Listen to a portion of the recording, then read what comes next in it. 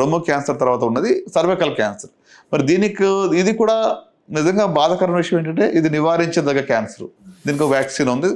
మరి ఎంతమంది తీసుకుంటున్నారు? ఈవెన్ చదువుకున్న వాళ్ళ కూడా హెచ్పి వ్యాక్సిన్ తీసుకున్న వాళ్ళు చాలా తక్కువ మంది ఉన్నారు. భయము, అపోహలు ఉన్నాయి.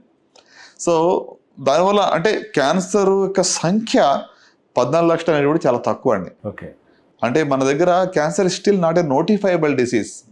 నేను ఐ అర్జ్ యాక్చువల్లీ మన వ్యూవర్స్ కానివ్వండి, లేకుంటే అడ్వకేసీ పాలసీ వాళ్ళకి ఏంటంటే make cancer as a notifiable disease. Covid వచ్చినప్పుడు ఇది నోటిఫైబుల్ డిసీజ్ కదండి. కోవిడ్ ఎవరికి పాజిటివ్ ఉన్నా వాళ్ళ నంబరు, వాళ్ళ ఆధార్ కార్డు తీసుకుని కంపల్సరీగా వాళ్ళ పోర్టల్లో ఎంటర్ చేయాల్సిందే, రైట్? వాళ్ళని ట్రాక్ చేసేవాళ్ళు ఎక్కడికి వెళ్ళారో, ఎక్కడున్నారు ఏంటి అని చెప్పి అంత అట్లా. సో అంటే క్యాన్సర్ అట్లా మనము నోటిఫైబుల్ డిసీజ్ చేసినప్పుడు ఏమవుతుందంటే ఎగ్జాక్ట్గా సంఖ్య ఎంత ఉంది, ఏ ప్రదేశంలో ఏ ప్రాంతంలో ఎలాంటి జబ్బు ఎక్కువగా ఉంది, ఎక్కడ రిసోర్సెస్ ఎక్కువగా ఇవ్వాలి, ఎక్కడ మనము ప్రివెంటివ్ స్ట్రాటజీస్ ఎక్కువగా పెట్టాలి, స్క్రీనింగ్ ఎక్కడ ఎక్కువగా చేయాలి, ఇవన్నీ కూడా మనకి ఇన్పుట్స్ వస్తాయి దానివల్ల. సో అందువల్ల ఈ నంబర్ అందుకే ఎందుకు చెప్తున్నానంటే నంబర్ అనేది అండర్ రిపోర్టెడ్ 2 to 3 times ఉంటుందండి.